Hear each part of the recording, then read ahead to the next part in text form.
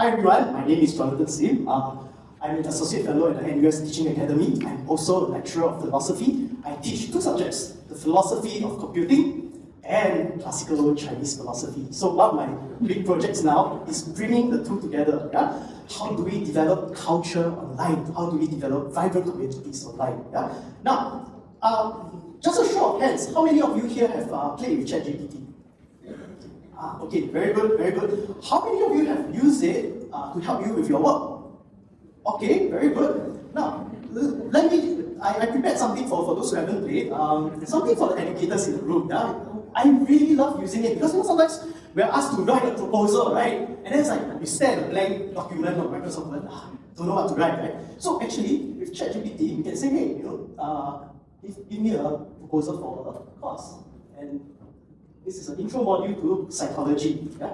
And then, boom, it can drop with lesson plan, it can produce for you. And then say, hey, this is not very attuned to Singapore context. Okay, that's fine. So then I just change the prompt and say, hey, make this applicable to Singapore. It can change the lesson plan. And then now you have something that is more attuned to the Singapore context. Right? Now, one other thing we can do is with ChatGPT, we can also get it to you can feed it an article, and you can get it to give you suggestions on MCQ with confounding options as well. And it can also give you the explanation based on the article. Yeah? Again, how is this different from getting like your teaching assistant, research assistant, or colleague or friend to help you with this? Yeah? Now, notice that from our perspective, we say, yeah, okay, this is great, right? But then when students start using it, some of us start to say, hey, is this cheating? How is it cheating if we think it's okay asking friends and colleagues for help? Yeah? Now, what's interesting is that when we talk about ChatGPT, these are some of the complaints that have come out. Students are going to cheat. I like this one. It's like taking a bus halfway while running a marathon. Yeah. And it's interesting because in the past few years, in the history of technology, these complaints have been coming up time and time again. With Wikipedia, with the invention of Google. And guess, you know what? Who's the first person to complain about technology? Our good friend Socrates himself. Yeah, on the invention of writing, he said, writing will implant forgetfulness in their souls. They will cease to exercise memory because they rely on that which is written. And then, people only memorize if there's external marks to motivate them. Yeah, so thousands of years, 2,500 years ago, Socrates was already complaining about technology. Yeah? Now, isn't that interesting, right? That the complaints have been very similar, but look at writing today. Do we say, oh, we're all very forgetful people? No. In fact, we have appreciated the value of writing, right? Yeah, maybe we don't have as good memories as the ancients did, but wow, writing has enabled us to process so much more information, recollect so much more information, transmit so much more information than ever before, right? So I want to introduce you to two ways of thinking about technological tools. There's substitution, and then there's augmentation, right? So substitution is basically the tool replaces a human ability, a human process, just like calculator. If I ask you what's 32 times 294, right?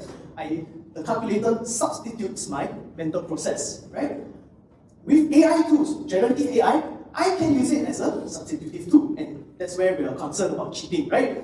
But I can also use it as an augmentation tool to enhance my ability at work. And so, when I showed you earlier, how you can help us with the course syllabus, how you can help us with designing MCQ, most of us, we're going to take it and then we're going to add our own things to it, right? We recognize that it is an augmentative tool, an assistant and aid. And what's interesting is, I told my students last semester, right? I said, hey, what have you been using ChatGPT for, right? Interestingly, so many of my students spontaneously, on their own, discover augmentative uses for ChatGPT. As a learning aid, a substitute for Google to clarify difficult concepts. Yeah? A lot of students, they shy to ask questions because they think it might be a stupid question. So they go to ChatGPT. There's also brainstorming aid, and this is what I use it a lot for, right? Idea generator can even be a sounding board. You throw the idea to ChatGPT, you hear, you see what it says. It's also writing aid. Many students use it to improve their grammar, their expression, or to summarize. Yeah? And the last one, I also have students saying they use it to provide feedback for improvement on their assignment. Some of them even use it to build confidence. Yeah? So they have found augmentative users, but they are not the majority. Right? Now, I want to highlight one reason why we might want to embrace AI in our teaching and learning. Of course, the first reason is this. We are indeed fighting a losing battle, developing AI-resistant assessments. Now, in NUS, there was a group of us in March, right? We were saying, okay, we have found a way to be AI-resistant. We have assessments that rely on images, because ChatGPT cannot read images, right? Just a few weeks ago, Google already released, it can see pictures. I tested it a few days ago. I said, it's a picture of a cell. I say, fill in the blanks. You can fill in the blanks, right? Then we say, oh, we get it to, we test students based on certain readings. Now, you can feed PDFs and readings into ChatGPT, right? So also losing battle. And I say, you don't provide the context to it. Half the context is missing from the assignment itself. That means you say verbally in class. Again, students can feed it in as a PDF or whatever. So this is a losing battle. Every week there's a new development in AI and it's able to do something more. Now, the other reason is equity reasons, okay? Because there is an uneven playing field right now among students and even amongst ourselves.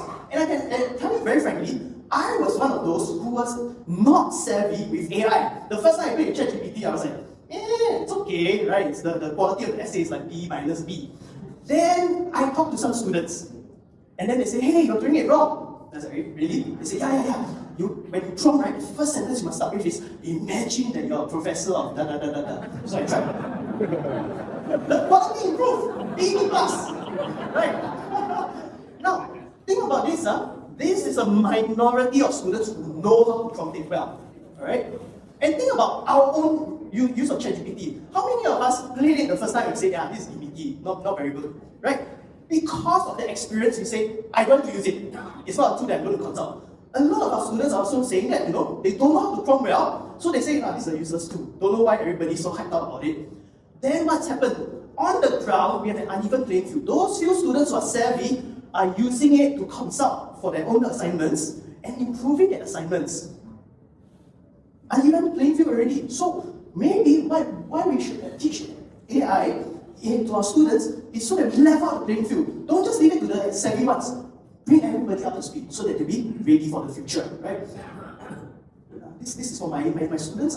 This is for me, not my students. The quality of the output is dependent on the quality of the instructions given. Now, I do want to do a small segue and say something about our students, right? One thing I've learned from the past semester is that students think about technology, experience technology, and use technology very differently.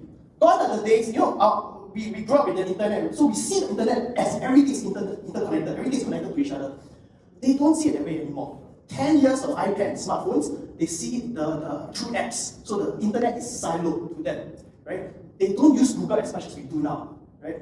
They use TikTok. I had a colleague who was saying she got into an argument with her daughter. Normally, we will settle disputes by Googling the results, right? The daughter said, I will TikTok it. But the mother lost it, right? She said, what is going on? So why I'm highlighting this is because our youth today are using technology very differently. And if we want to design AI activities that's relevant to them, we do need to incorporate them as collaborators, as co-creators, so that we understand how they're using AI, so that when we teach them, we can teach them how to use it in a way that fits their workflow and in the way that they see relevant to themselves. And then they start to see that we are the ones who are showing them how to use it rigorously and responsibly, right?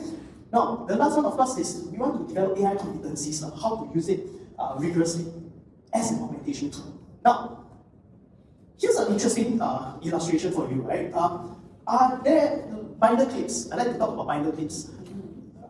We always think of binder clips to do what? Clip a couple of pages of paper together, right? Can you think of alternative uses for it? Most of us struggle to, right?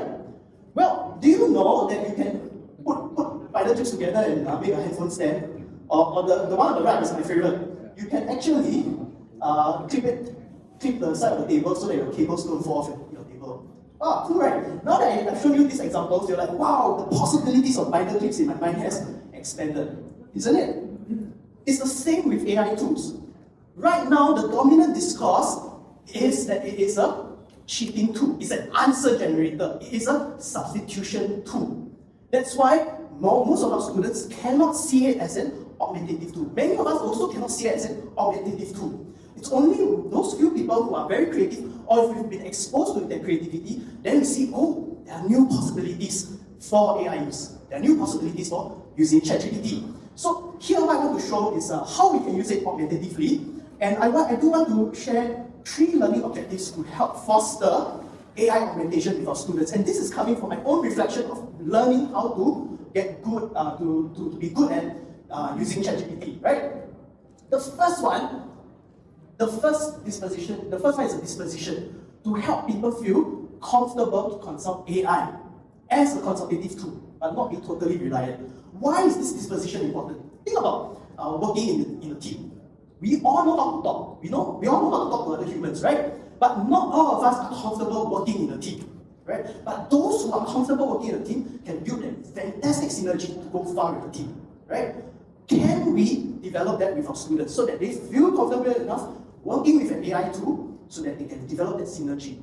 I tell you, my own personal journey, I struggled with it because I was like, oh, why do I need to consult it? But the more I grew comfortable, the more I start to say, hey, I can go further. That is augmentation, right? Now, how did I do it? In one of my tutorial activities, to create that cultivation, the whole lesson is basically positioning ChatGPT as a consultative tool, right? So here, there are 2 parts to the activity. Create a set of evaluation criteria. Basically, the scenario is evaluate Grab ride-sharing drivers and the service, right? So I want them to create the criteria and then create a presentation pitch. And throughout the whole time, they're supposed to work together, work alongside with ChatGPT, right? Now, the second learning objective would then be the skill of evaluative judgment. Why is this important? 2 reasons. One, for a beginner in a certain discipline, they do not know whether the answer that ChatGPT provides is right or wrong. They do not know if it's lacking nuance or depth.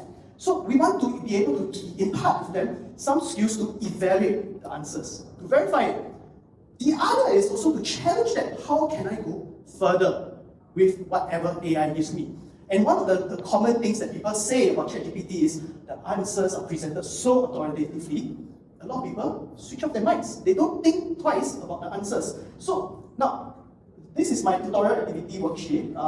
The words in purple is actually the prompt. Now I'm showing you this to show you that prompts do not just have to be like a question. It's not like asking an oracle. Right? You can constantly tell the AI, tell ChatGPT to role play, right? And you can do certain things like that. So it's basically saying, learn this set of evaluation criteria, and then the second prompt, after it says he has learned it, is to come up with 3 suggestions, right? So then what happens?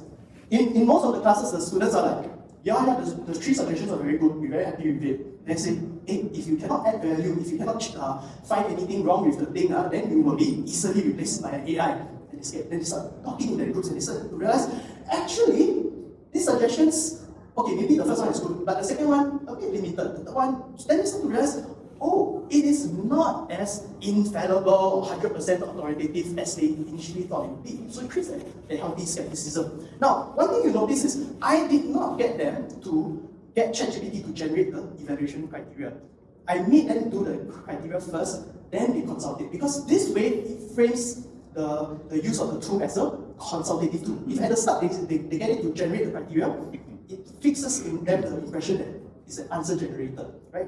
Now, the third one is this, prompt engineering. Basically, how do you instruct the machine to articulate one's needs clearly for better results? As I said just now, right, what my students taught me, the quality of the output is dependent on the quality of the instructions. So I challenge them, okay, get ChatGPT to produce a pitch.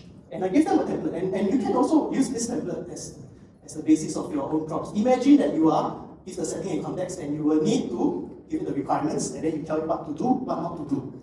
Now, this seems simple on paper, but actually in real life, it's a struggle. Because what? There are many things in life that we take for granted when we communicate with other people. And there was one class, right? There was this group, 4 of them are social science majors. One of them is a literature major. The 4 social science majors struggled to articulate what they wanted.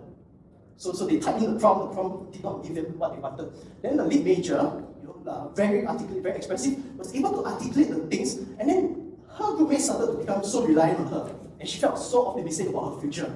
Now, yeah. Now, I tell you why this is important. This is not just for ChatGPT. This is a transferable skill, soft skill. Why? A few weeks ago, if you follow the AI news, there was this article about how they were training this AI drone to attack the enemy, right? So then they realized, what happens if the operator tells the drone to stop the mission?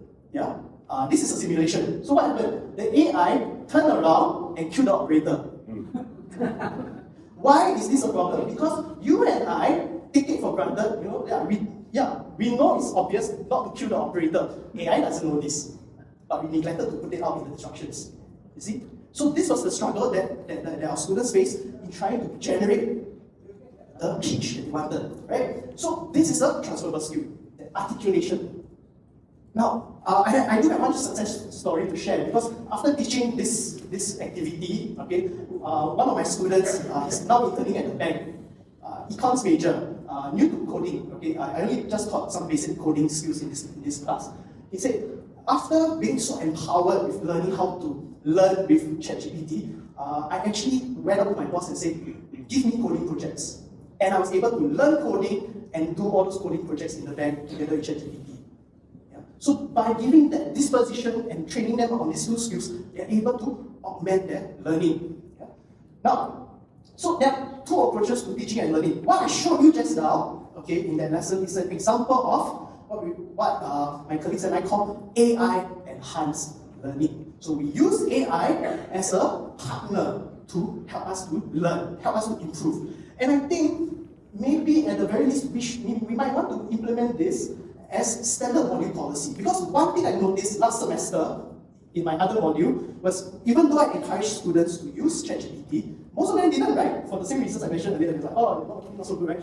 Then the ones who are savvy, only the few who are savvy consulted ChatGPT and they got feedback on how to improve their essay. So those who are savvy got an extra pair of eyes. Those who were not didn't get an extra pair of eyes to help them improve their assignments. So I think it would be good to make it module policy, everybody consult ChatGPT, and then we get them to do like peer evaluation. So ChatGPT gives you the feedback, then you tell the student, evaluate, do you accept or do you reject each suggestion? Then that way we get them to think about the output that ChatGPT gives. How do we create that conducive environment? I think what's important is we allow students to cite, we make it clear, but at the same time we also tell them, include an appendix. Because you know why? When you ask a student, if you use ChatGPT, the yes could be one of those augmentative ways. It may not necessarily be cheating. So at least this way, we get to see how the student use ChatGPT. Now, I tell you, there's a sneaky reason also. They include the appendix, right? Means we get to learn from them. Yeah, right. We also get to learn from them the best ways of using ChatGPT. And then that will help us with our own teaching as well, yeah? So I think this is my bigger form to have. Now, so that was AI enhanced learning. The second one approach is what I call AI collaborative learning. So in this case, we use AI, we get AI to role play, either as a teaching assistant, some expert, or even as a confused student, yeah? Now, the one wonderful thing about ChatGPT is you can ask it to role play. It's almost like writing a computer program but in English. Right? I give you an example. Here is this. Here I'm asking ChatGPT to pretend that you are a confused student about philosophy. You have partial knowledge of ethics and it makes very little sense to you. And then basically, yeah, as I teach you, I want you to ask me clarification questions.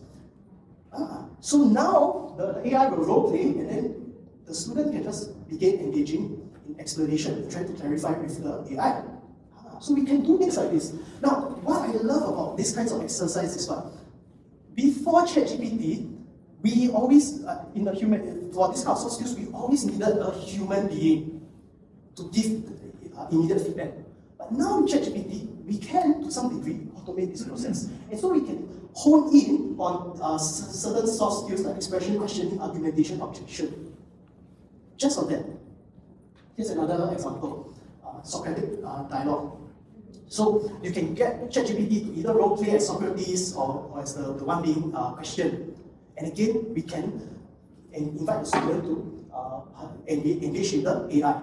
Now, if we're going to go in this route, one thing is that we do need to be clear about the set of deliverables, like what we wanted to be sure to talk about and how we wanted to talk about it clearly. Because why? As a stochastic model, ChatGPT may sometimes give students a hard time, or it may give students an easy time. So grading them based on whether ChatGPT says, I understand, it's not going to work. It should be based on what the student says.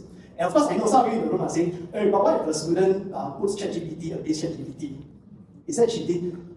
I will say, if a student knows how to do it in a way that's coherent and makes for an excellent answer, I just give the marks because the student is already demonstrating excellent use of the AI.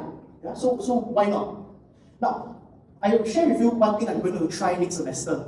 My teaching assistant and I, we are training ChatGPT with the analects of Confucius and a lot of journal papers. So we are creating Confucius GPT. and basically, the whole idea is, in tutorial, I want my students to engage with Confucius GPT and then evaluate how much of what the AI says is what they think is actually what Confucius really says. This is great, you know why? We're taking a weakness of ChatGPT and turning it into a strength. What's the weakness? Hallucination. Sometimes the AI can talk rubbish. So good, and it talks rubbish in an authoritative way. Sometimes it doesn't. Let's get the students to figure it out themselves. And that becomes a learning activity. Yeah? So this is Confucius GPT. This will be for tutorial 1. My Chinese philo module, we're training Lao Tzu GPT and Ventures GPT. Yeah, so more to come. Yeah? I think it's fun. So I do have one last thought for us today, which is this. Now, remember, as I said just now, every time we have a new piece of technology, we have always complained about what we will lose, right? Socrates complained about how we will lose our memories. When computers came out, people were complaining about how people will lose good handwriting. Yeah? In fact, last time when I was a student, my teacher used to beat my hand for ugly handwriting. But I think what's important for us is to recognize that in the past, right, humanity has had time to normalize all these changes. We normalized Google, Wikipedia, bad handwriting because everybody types now. We had time to do all this normalization. But we may not have that luxury with future developments of AI. Yeah? So I think what's important is that maybe we need to start having discussions now of what we may lose and what we may be willing to give up or reinvent. Otherwise, we are going to have a hard time embracing the changes that the future developments of AI is going to bring. I give you one example, writing voice. Yeah? When we're talking about new exercise to counter cheating with essays, right? I suggested, okay, the most foolproof way is what? We get them to generate an essay with ChatGPT, and then we grade them on how they edit the essay. Because you know Microsoft Word, you can turn on track changes, right?